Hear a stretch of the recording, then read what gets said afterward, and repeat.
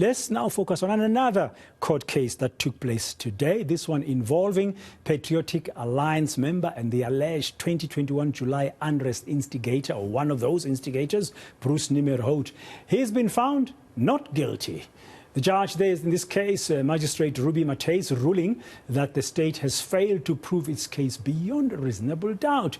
Nimmerhoudt, you may remember, was charged with terrorism and inciting public violence during last year's July unrest. Well, she's back from court. That's my colleague, reporter Silindelo Masikane, with us now this afternoon here on Today. Good afternoon, Silindelo. Welcome back. Now, Judgment Day for Nimmerhoudt came and went. What did the magistrate say when she was acquitting him?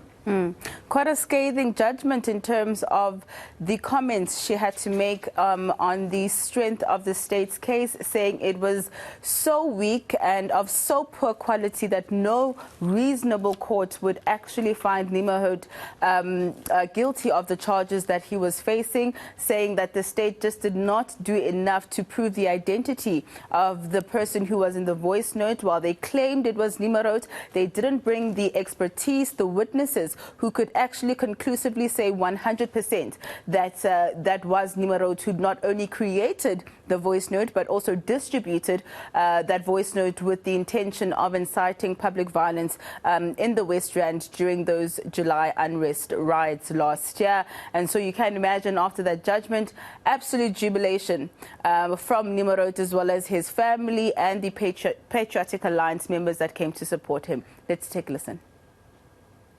The evidence gathered and presented by the state is of such a poor quality that no reasonable court acting carefully will convict on it.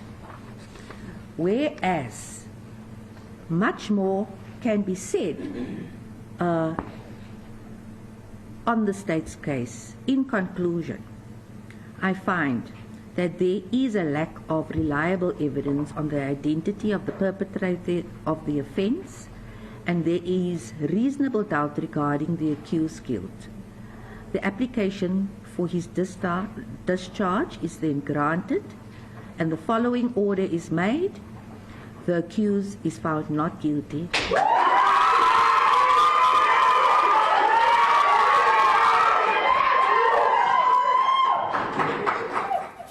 Geez, that response there when Magistrate Ruby Matthys made her ruling, Silindelo, you can't miss the joy of the supporters of Mr. Nimmerhoudt. But I remember during this case, the state seemed to have relied a lot on that voice note in proving whether or not it was Mr. Nimmerhoudt's voice. What did the magistrate say about this voice note specifically?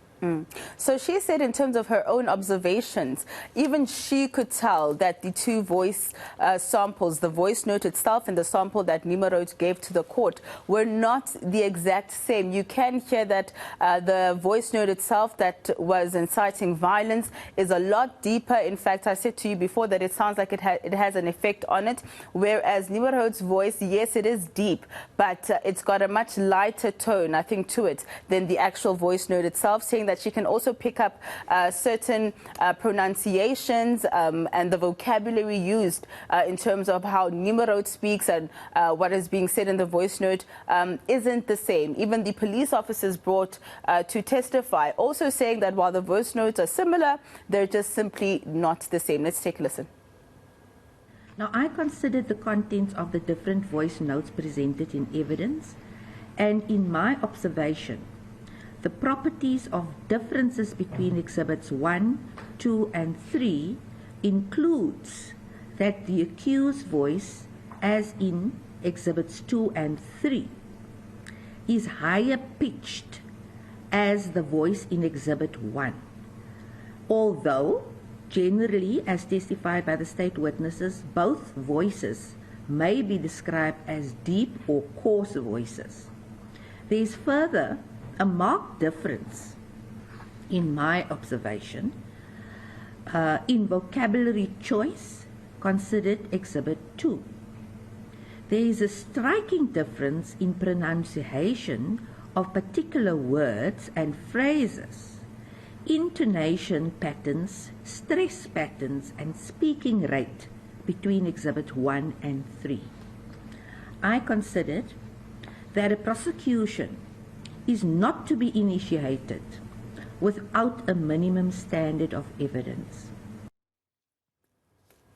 Okay, we had the reaction there a little bit earlier, and that was the Magistrate Ruby Matheus. They're summing up the issue of the voice note, Silindelo. But we had the reaction earlier, that earlier bite of his supporters. How was the man himself feeling?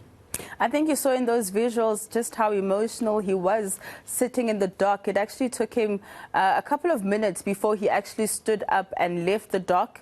He broke down into tears, had to be comforted by his family members. And I think speaking to me, he was telling me just how difficult the past couple of months have been, the emotional toll it's taken on his family, as well as himself. You know, he says at some point he was quite depressed. At some point he doubted that his lawyer would be able to actually represent him adequately in court, but thanking him at the end, saying that if it wasn't for his lawyer, he certainly would not be walking out a free man today at the Roodepoort Magistrates Court.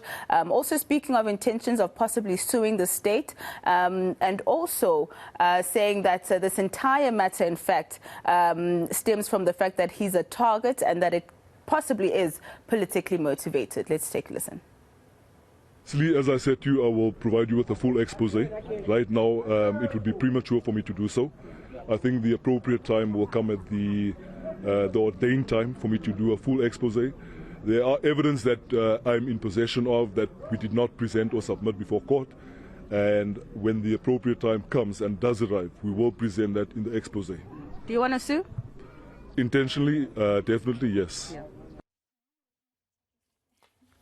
As a Patriotic Alliance member there, Bruce Nimmerhoudt, ending that update from what happened in court earlier on when he was acquitted by Magistrate Ruby Matheus in that case where he apparently had sent out an instigative kind of a voice note last July urging people to loot and stuff. The court says the state could not prove beyond reasonable doubt that it was Mr. Nimmerhoudt's voice. Therefore, he's a free man and is now considering suing government.